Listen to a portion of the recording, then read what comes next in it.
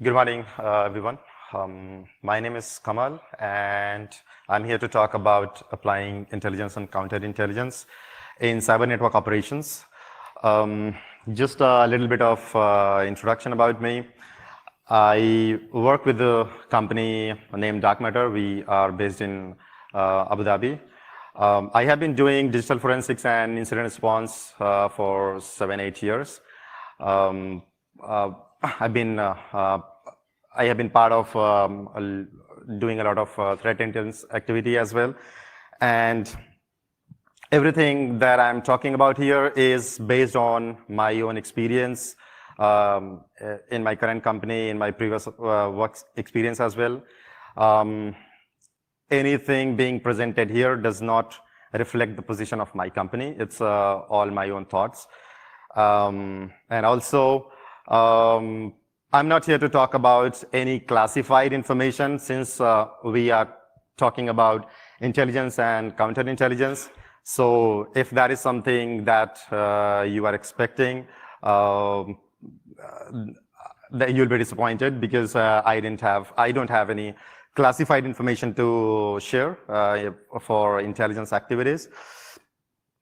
So to start with, why we are talking about intelligence and counterintelligence? We are here for a cybersecurity gathering. In my role of doing threat hunting and red teaming and blue teaming as well, there have been instances where you play a different kind of roles. One of them is the terrorist.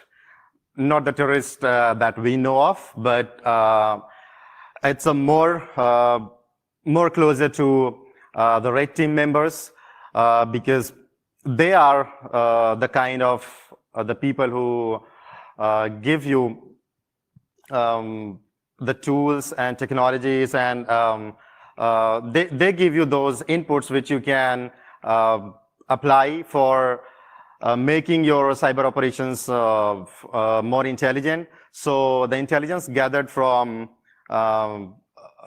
your red team it works like the opposing force, which is a well-known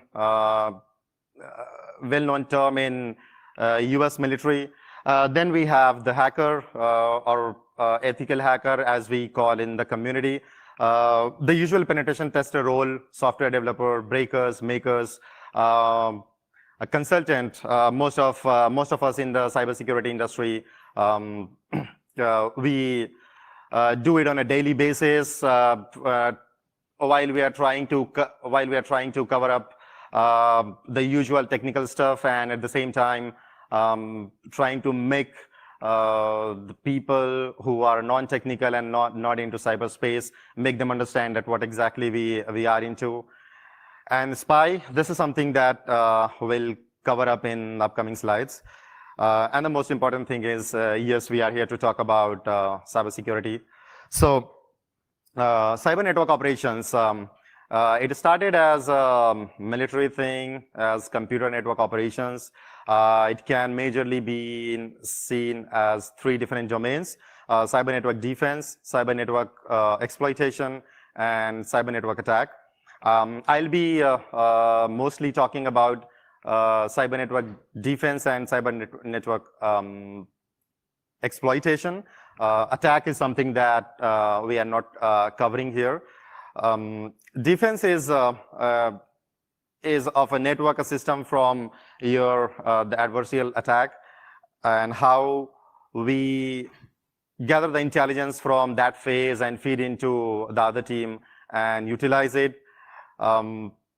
Exploitation is the data obtained from the intelligence apparatus to support the defense activity. So both of these teams, C&D and C&E, support each other with their own intelligence gathered. I wanted to talk about intelligence and counterintelligence because these are the traditional intelligence methodologies which have been refined over the time, and nowadays into the cybersecurity we use a lot of a lot of feeds. There are a lot of buzzwords when we talk about cyber intelligence. Every day we come across people doing new research and trying to provide us a kind of a new framework or new thought process about it. But there are well-established framework from the good old days which we can apply and utilize in our current scenario with respect to your commercial organization. Seeing your commercial organization as similar to a nation state. So I'm not here to trying to stop the current process, but rather take a backseat, just look at the well-established old processes and apply the same thing in the current scenario. So this is the agenda for today. Intelligence and its applications in cyber network operations, and also about the counterintelligence. So we will deep dive into cyber network defense and cyber network exploitation, both from intelligence and counterintelligence perspective, and how we are gonna utilize that in our day-to-day work life as we work as cybersecurity consultants. So, what is national security? What exactly nation try to protect when we talk about national security? Why they use? Why they emphasize a lot on applying intelligence and counterintelligence? So. If you think of a nation, they try to protect their technology, their finances, their economy, their infrastructure, and of course every state, every company, and every person has their secrets. So that's what a nation try to protect. If we look at our organizations in the same perspective, what we are trying to protect. So we try to protect the assets in our company, which help us to grow and put us in a profitable position as compared to our competitors. Whether we know or not, we contribute somehow or the other into the society through our organizations, and so our operational capabilities, our financials, our client secrets. Our research and development. So all these things, if you try to relate it with the secrets that a nation try to protect, we can actually apply the same methodology. We can apply the same thought process that a nation applies to protect themselves from other adversaries and their enemies.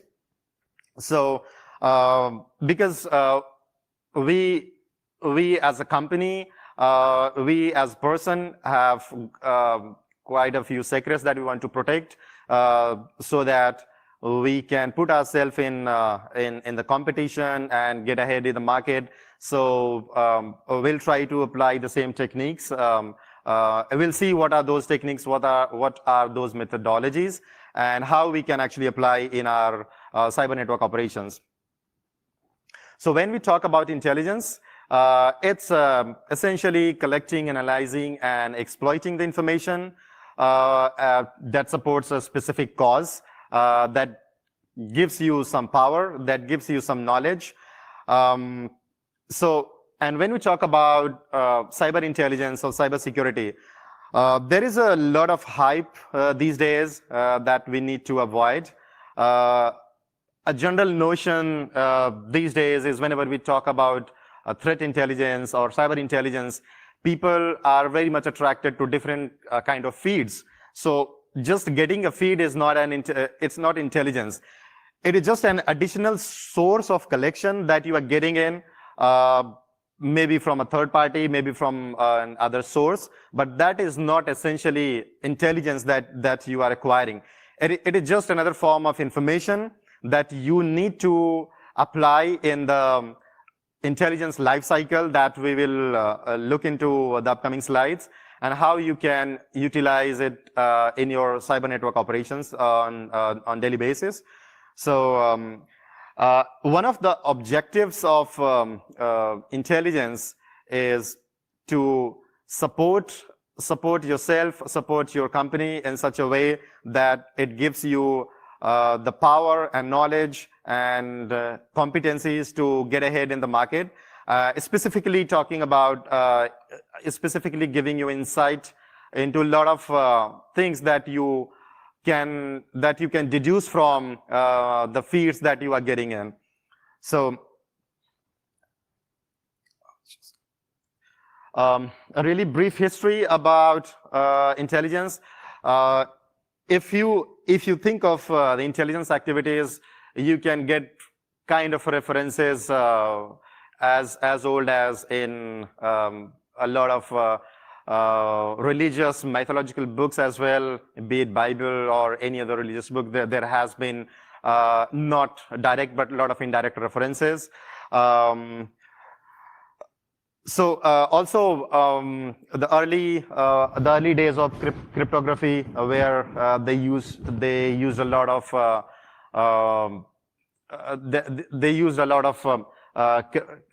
cryptographic methodologies to pass on information, to protect it from their adversaries. And in the modern days, Title 10 in the US military function and Title 50 in national security and foreign intelligence. So it's like every country has, although they have their military operations, they surely have a dedicated workforce, a dedicated personnel, a dedicated wing for handling intelligence and counterintelligence. In early 20th century, when we started getting more into the cybersecurity world, we started seeing a lot of private intelligence services, both on the personal side as well as the cyber side. And today we see a lot of overlap between both of these. What are those techniques which were being used in those old days for intelligence, and how we can correlate that to cyber network operations? So with respect to cyber network operations, it's a multiple source intelligence product, and it includes a lot of counterintelligence as well. You can think of a lot of different sort of intelligence functions, like signal intelligence, open source intelligence, human intelligence, and those and a lot of these were being used in the usual intelligence and counterintelligence activities by the state nations in almost every country. These sort of intelligence activities are widely used in cyber network operations as well. Whether you are working as a red team member, a blue team member, you are an investigator, forensicator, malware analyst, you somewhere you apply those techniques. You just need to be maybe a little aware about that, how we are correlating that with the existing framework of intelligence, and not getting lost into trying to discover something new just because this is related to cyber. There are a lot of other disciplines as well when we talk about intelligence, apart from open source intelligence, human intelligence, and signal intelligence. So starting with the signals intelligence, this is a lot of folks among us have already been doing this, which can further be seen as two different activities: communication intelligence and electronic intelligence. So communication intelligence is the day-to-day network operations that we do, which is related to the network traffic, SSL, TLS inspection, network-based DLP, a lot of other network-based feeds and network-based information that you ingest on daily basis, and you try to feed in to whatever solutions you are using or whatever solution you are trying to develop. And communication intelligence is probably one of the most recognized form of intelligence collection today. And electronic intelligence is something which is based on the non-communication, very close to the signals data, be it your GPS signals, missile operations, anything that does not contain the usual network communication signals can be seen as the electronic intelligence. And there is a lot of application both in cyber network defense and cyber network exploitation.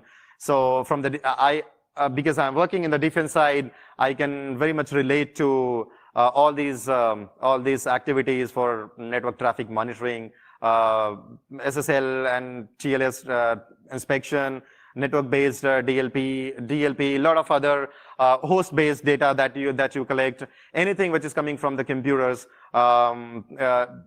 This is surely being used by a lot of C&D guys. And when you talk about cyber network exploitation, performing man-in-the-middle attack, you are looking into all this communication, trying to pick it up in between. So what essentially are you doing? You are essentially applying the intelligence technique over there. Something which is passing through, you are just picking it up, and you are trying to do exactly the same thing that usual intelligence and counterintelligence operations guys do. Open source intelligence is in cybersecurity world, a lot of guys will argue that probably this is probably the only form of intelligence today, which is somewhat kind of true, because when we talk about applying intelligence in doing exploitation or doing even for on the defense side or investigation side, we use a lot of open source intelligence, which covers a lot of data coming from open source feeds.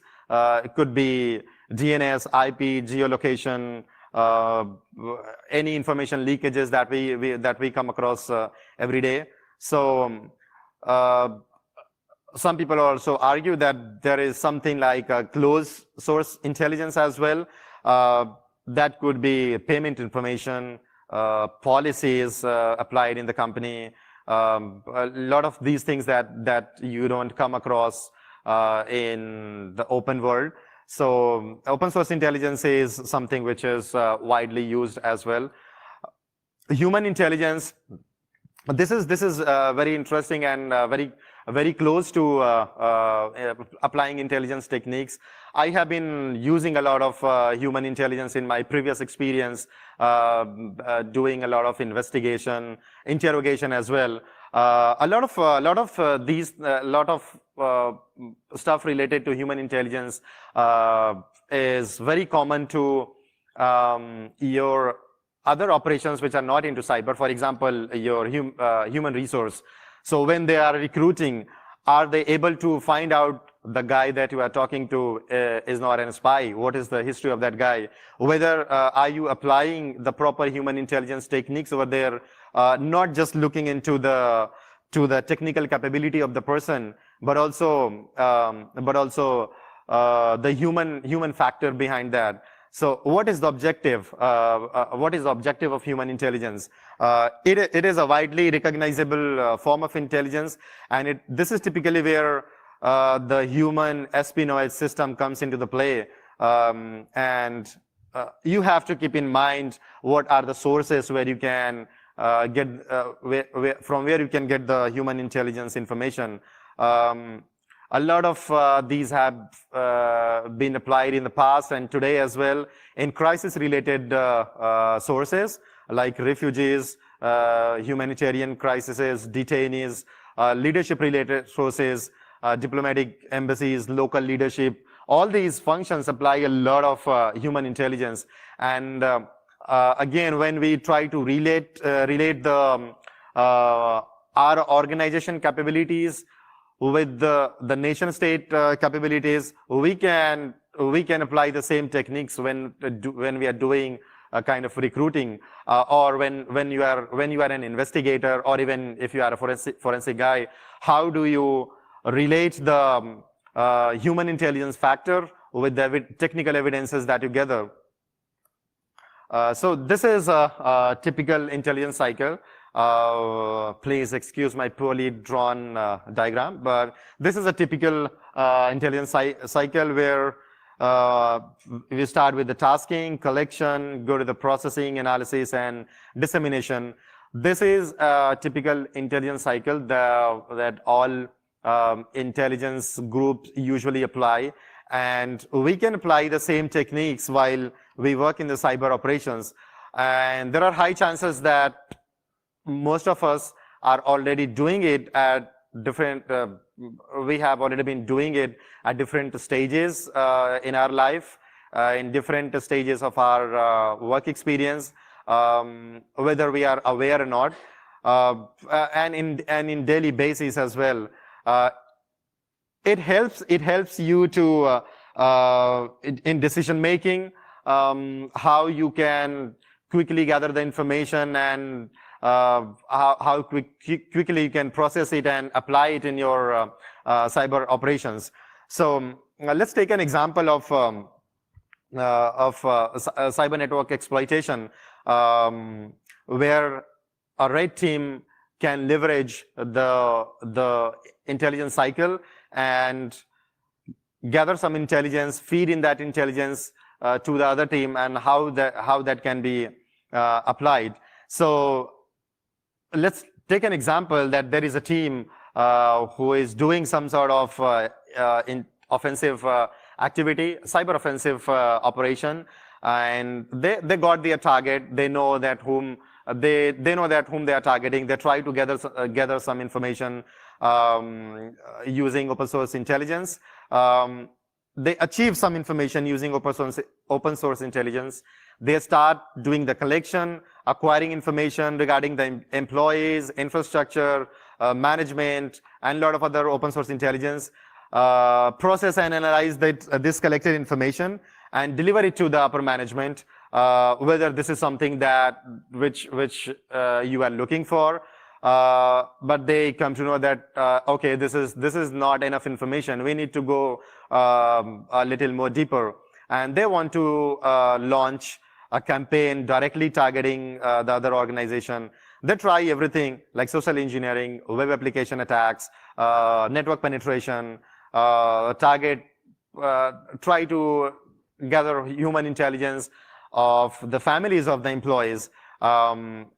So even if these guys were not able to gather the information they wanted to, they still got some information. They still got some information which can be feed into the top level. That helps again to take your decision that what do you want to do next. Exactly applying the intelligence cycle. So based on the intelligence that was gathered in this phase, decision is made to probably up the risk level. Let's go to a little closer to the company which we are trying to target, and physically go to that host country if that organization is in a different country. So they try to go a little more offensive. They go on site. They start probably using ROG APs, try to catch Wi-Fi signals, got to break a few passwords, and with that information, you were able to get into a few user accounts. So at the end of this activity, what exactly they got? They got access. The Wi-Fi provided them more enough to start additional collection, getting into employee information, getting into more passwords and all. And this information, once collected, feeds back into the additional objective, again into the decision making, and the phase, the whole cycle again starts with the tasking. So they started with the collection, they processed it, provided it to the decision makers. Based on that, the decision is made, and again the whole life cycle starts until and unless you get what exactly you are looking for. If you apply the same cycle in the defensive side, for example, threat hunting.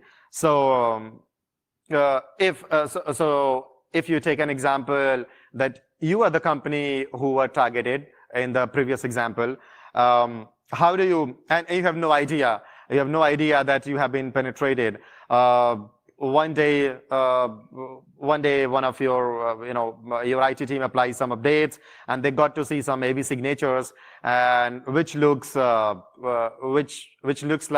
a little dirty, and your internal threat hunting team decided to get into a little more deep threat hunting activity.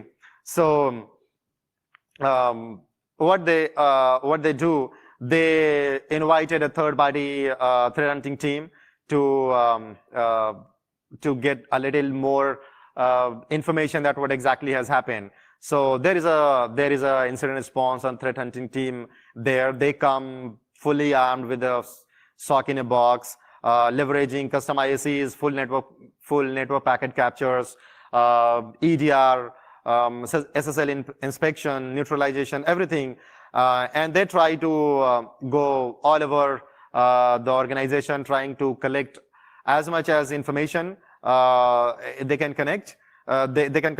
So they start collecting. They are capturing all the event logs, processes, applications, firewall, everything that they can think of, everything that they can get access of. Now they start processing this information. They start reducing the noise, trying to reduce the signal to noise ratio. They isolated some traffic, cross-references the traffic with the initial detection from the AV or whatever solution that you were using, and analytics of the data gather was done, and it started to build a picture, and a picture started to emerge, and you got to know that you were compromised. What exactly was that? But that is probably not evident as of now. But you get to see that there was a compromise probably 6 months back. So this information is passed on to the management, who decide based on the information that you have, that what exactly you want to do next. Probably you would want to involve another team to utilize this intelligence gathered and probably go a little more deeper. So the intelligence collected from the previous phase in threat hunting, you involved forensic guys, malware analysts, reverse engineers to come in and work with the threat hunters. Their task. So how do they work? From where do they start? They cannot simply go blind, just picking up anything and start reversing, or picking up random computers and taking disk images, RAM images, and start doing forensics. So obviously you need to give in some feeds, some intelligence, and that is how you can probably minimize the time to respond. So their work is based on the intelligence gathered on the previous phase. Their tasking is based on whatever threat hunting guys have provided them. They start the process of collecting the information for their purpose, which would be RAM images, disk images, PCAPs, maybe mobile phones as well. They conduct interviews. They apply some sort of human intelligence, interrogations, questions like which all guys you connected in the past 10 days, what all websites that you can remember, or what all pop-ups that you could see on your system based on the traffic that you have seen. And again, the information that is collected from the analysis, forensic analysis, as well as malware analysis, reverse engineering is fed back to the threat hunting cycle, and it starts again with this information, with the more targeted information. The threat hunting cycle starts again.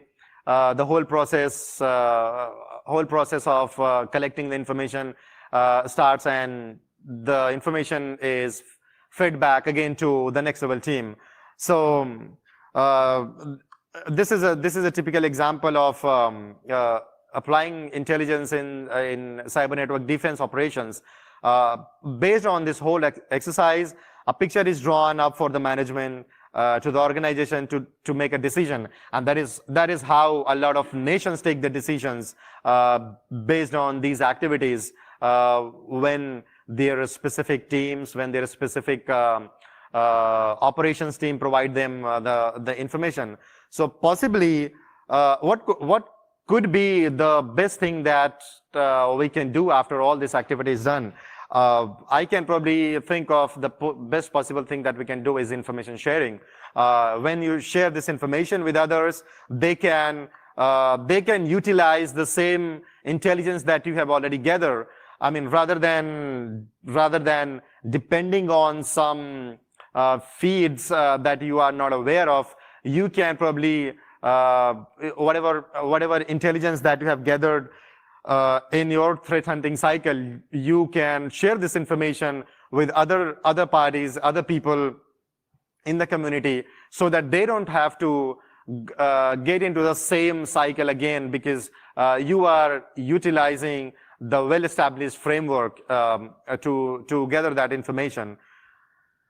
So at the end of the day, after all this activity, regardless of whether you are part of the red team or the blue team, where you are attacker or the defender, the objectives are made. Their objectives are to leverage the intelligence that was gathered and apply it in your cybersecurity space, and whatever results have you obtained, pass it on into the community who can utilize the same intelligence techniques.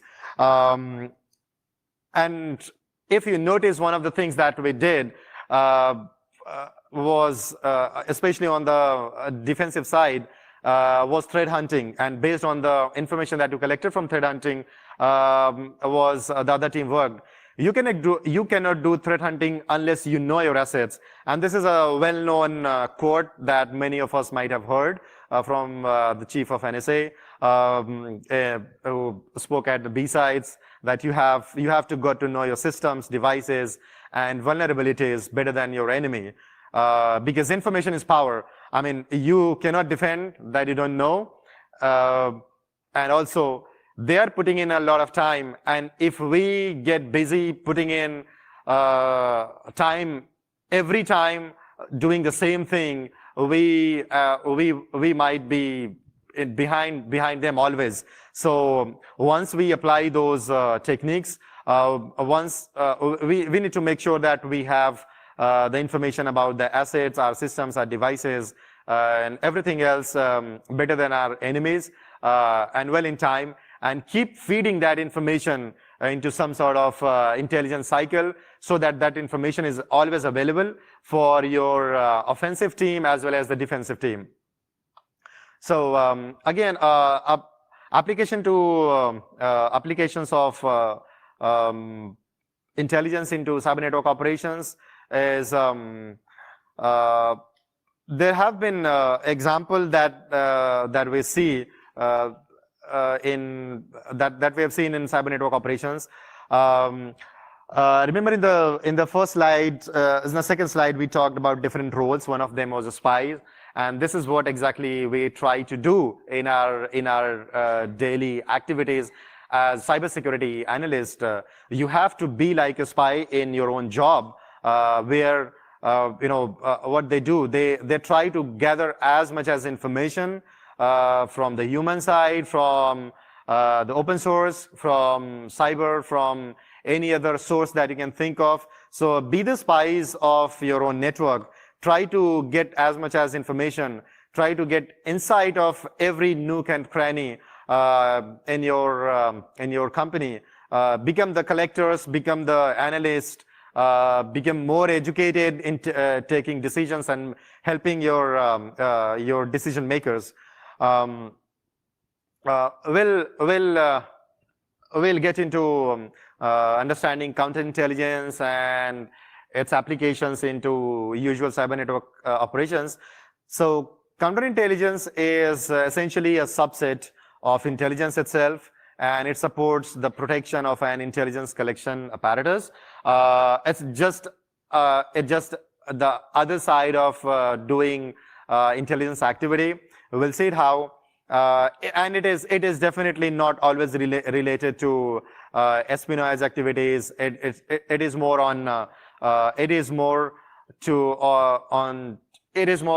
being proactive for everything that you might get attacked of. So the usual counterintelligence is focused on these four things: deterrence, which is a defensive counterintelligence; detection, which is again defensive as well as offensive. We'll see it how. Deception and disruption, which is again offensive counterintelligence.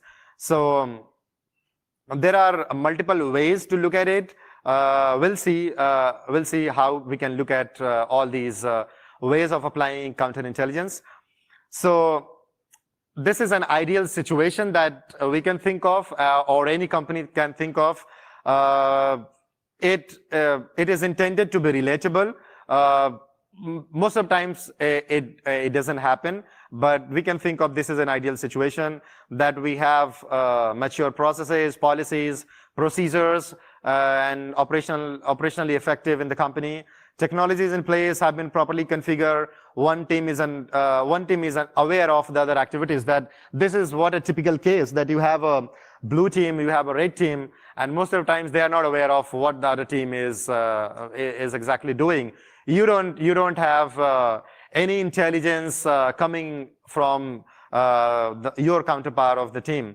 So we only know that, okay, there is a team who is more into attack, and how they are trying to attack, how they are trying to be on the offensive side, what kind of information that they have which we don't have.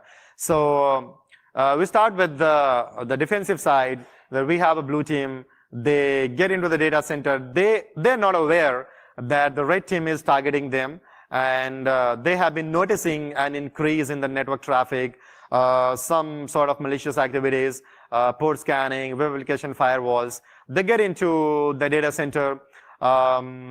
They got an alert from a few devices, some sort of ROG devices entering into your environment via some DHCP network, DHCP monitoring on a switch. So they detect some initial enumeration of systems using some deception network and behavioral analysis. They observe some network traffic, some sort of attack scenarios, and they think that, okay, there is some sort of bad activities going on. They inform the incident response team. A kill chain operation is executed, and they neutralize it right there. Well, everything is good. Recovery of the devices. They obtained those devices which appeared malicious, to find out more information, probably do some forensics, malware analysis, and try to find out the attack activity. So this is a typical situation. When they get into the data center looking at the attack activities, they were not aware that it was a legitimate activity. What happened that a red team is also working. The red team exercise target your organization at data center. They perform reconnaissance, penetrate the facility, probably using the back entrance, get into the data center. Your security guy, the physical security guy probably didn't notice it. So they decided, so the red team decided to go covert, just somehow dodging the CCTV camera, penetrating the facility, and they get into a data center, and they did whatever implants they wanted to do in the data center, and they were able to successfully exit probably from the front door with all their badges, and probably the security guy didn't notice, because every time you get into the data center, you are making some entry, and when we're coming out, the security guy thinks that, okay, this guy had probably already signed a register, or probably he is already authorized. But you enter from the back side, you are coming from the front entrance, and the security guy doesn't know, and he cannot provide any information to any other team. So what happened at the end of the scenario? Both these teams got something. So the red team was successfully executed a covert operation, although the outcome was not ideal.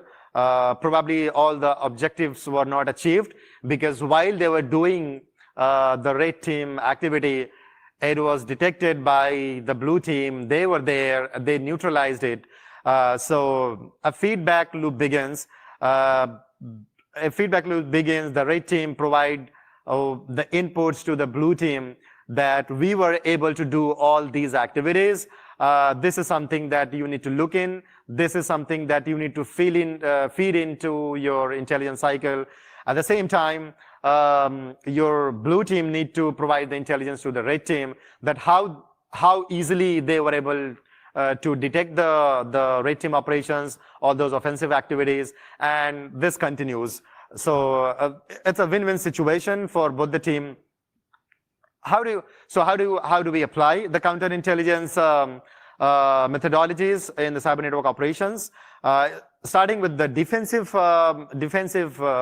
counterintelligence, it starts with the usual risk assessment methodology. We don't, whether we know or not, this is where we are actually applying the defensive counterintelligence. Physical security, personal security, information security, communication security. It's all part of the deterrence and detection, which we need to think of when we are looking at cyber network operations. This is a typical consequence and likelihood that you can think of when you are applying risk assessment methodologies. You can leverage sort of similar framework or maybe a different framework to identify the likelihood of the risk, which essentially helps you to feed in that information to the other teams, that what can be done or what has been done already and what is missing. This is a typical risk matrix that you can think of, which can provide some inputs to your red team as well as the blue team, based on which what kind of actions you need to take. Deterrence and detection, a lot of activities. It's encompass everything that it can cover, starting from physical security to scenario is like a red team is if the red team is not able to get after a certain level because of the kind of security posture in your company, that's a kind of good deterrence, and that is something that that needs to be there. So the same thing for the defense side, the cyber network defense side. Their own security controls force the red team into entering into a high risk penetration, because if you didn't have proper security controls, if there were not proper blue team, if there was not a strong blue team over there, the red team probably would have easily got into whatever they wanted to take away from the data center. This is a very basic and generic deterrence option. This is a primary component of protection of information, of physical assets and infrastructure. And in the example that we saw, if somehow red team was able to get into the data center and come out as well with whatever information they wanted. So here we are talking about a lot of things: doors, locks, windows, access control, CCTV, lighting, everything. So containment. These systems should serve not only as a deterrent, but as a detection and prevention mechanism as well. If you don't have all these proper mechanism, again, a red team or an offensive team will be able to do the sort of activity they are interested in. Personal security, again, deterrence and detection applies here as well. Everything falls into this category. Remember, we talked about human intelligence. So a lot of things about background checks and screening, role-based access control. This is a typical example of doing. This is a typical example where you can actually apply counterintelligence in general, all sort of gatherings that we are all aware of. When you come across people, are you able to do some sort of background check before you sharing your information? Anybody just coming up to you and asking that, can I scan the code behind your badge? Do you know whether that the person is a part of the crew, whether he is authorized to take that information or not? So a lot of background checks and screening, role-based access control, policies and inspections of social media accounts, a few basic things like personal security is designed with the idea of preventing unwanted employees from acquiring positions as well as preventing insider threats. So this makes a major part of personal deterrence and detection. Information security, a whole lot about document safeguarding, document transfer, document protection, handling data classification, mobile phones, bring your own devices, video, audio recording in the workplace. All these policies needs to be in place to help you to be in a position to save your secrets and information that you try to protect. Communication security is a preventive measure to ensure that interception and manipulation of communication traffic is computationally infeasible. You need to have proper encryption in emails and instant messaging. It should not, it's like if you are sending sensitive documents without proper encryption, your phone communication, radio systems, whether you know or not, there are people listening to your conversations. So properly implemented communication security is not only a deterrent. Once a breach has occurred, it also helps you to detect things.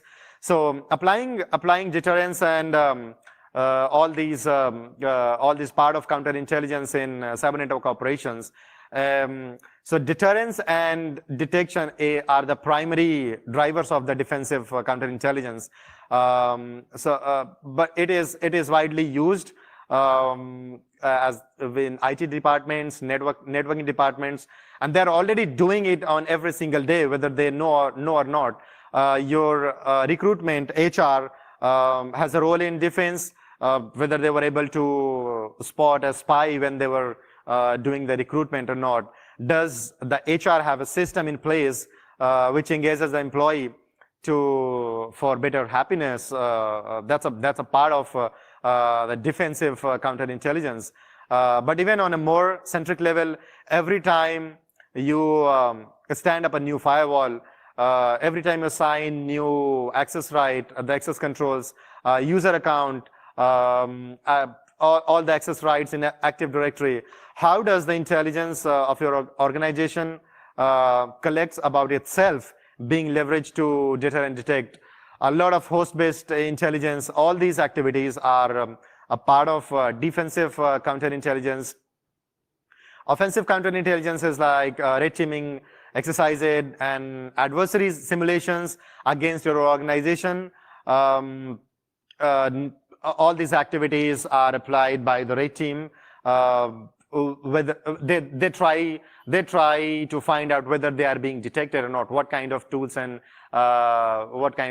techniques they should be applying that it is not detected when you are doing the offensive operation, not for enemies, but you have to be the spies, or you have to apply the counterintelligence for your own organization. So So one little thing that you need to do is you need to switch it up every now and then. Ask your red team to work as a blue team, and ask your blue team to work as a red team to understand what kind of stuff the other team is able to get into. So there is no value, and that is how you, I think that's the best way to feed in the intelligence. When your red team works as a blue team, they are essentially using the intelligence that they have from the red team activities, and the same thing applies on the blue team. Whatever techniques they apply for the detection and all, when they go on the other side, how they are applying the intelligence that they have as counterintelligence when they act as a blue team. Detection rights, it should not be the case that something has happened somewhere and I have seen something. It should always be very specific, that what happened, who is involved, identifying the person, people, systems, anything. So, and you cannot do it unless you have a proper intelligence feed. Detection is deception. So now, when you're trying to, you might not be involved in this directly when you are doing detection, but however, depending on your position in the company, depending on the kind of role that you are into, you might be doing detection at different level during interviews, interrogations, while you are a part of, if you are a part of security operations, monitoring the electronic communications, physical security, all that thing is related to the detection activities. Deceptions, deception is kind of, there are two types of deceptions, active and passive. Active is like purposefully misleading an individual or group, and passive is, this is without withholding the information from an, so sometimes you need to, sometimes your organization or the other team is aware that what kind of deception technology are we using internally, and sometimes you have to use the technologies that the other guys are not aware in your company, so that you can actually detect the bad guys if they are within the company. So but call it whatever you will, this concept of active, this is active defense. The concept of active defense is based on an age-old tradition of deception. This is the kind of techniques which have been used well in the past, and this is not something new. So if we are not doing it now, both active and passive deception within our organizations, we need to do it now. The offensive counterintelligence principle of neutralization's primary responsibility is what typically is known as counter-espionage. We have to be always prepared for the espionage activities, not essentially as a nation, because at the very beginning we try to understand that we have to look our company, our assets, our information as a nation state, and we need to apply the same methodology, we need to apply the same mindset of counter espionage as the nation state. So detection, deception, and neutralization can and should always be leveraged in your organization. After all, it's our organization, it's our information, it's our secrets. So give a shot at looking at these concepts in the terms of technologies you have in place, and with the existing technologies we already have in the company, we need to reinvent, we need to just reinvent, we probably need to reframe whatever we have, rather than trying to get into something new, just running around with new vendors. It's just looking for new feeds. You can actually utilize whatever you already have in your organization, and you can actually use that. So the idea behind all this discussion that we had is that modern cyber network operations, whether defensive or offensive, suffer a lot of unique predicament, because as professionals in the field of cybersecurity, we come across a lot of overload of information, defining return on investments, metrics, politics, a lot of things. And all the while we try to seek the same goals as age-old physical world-related intelligence and counterintelligence. We can apply the same techniques of intelligence as well as counterintelligence that we saw in our day-to-day activity. So by just reframing the context of our daily cybersecurity duties into an intelligence and counterintelligence perspective, regardless of the offensive or defensive nature of the work, we can better protect our organization by leveraging the age-old, well-established framework, the fundamentals and the practices that we have been applying in the physical world as a person, and as nations as well. So that's about it. If any questions, if you have any questions, or even after, you can catch me up after the lunch. Maybe it was a long talk. Any questions, you can catch me up at our booth. Good, thank you.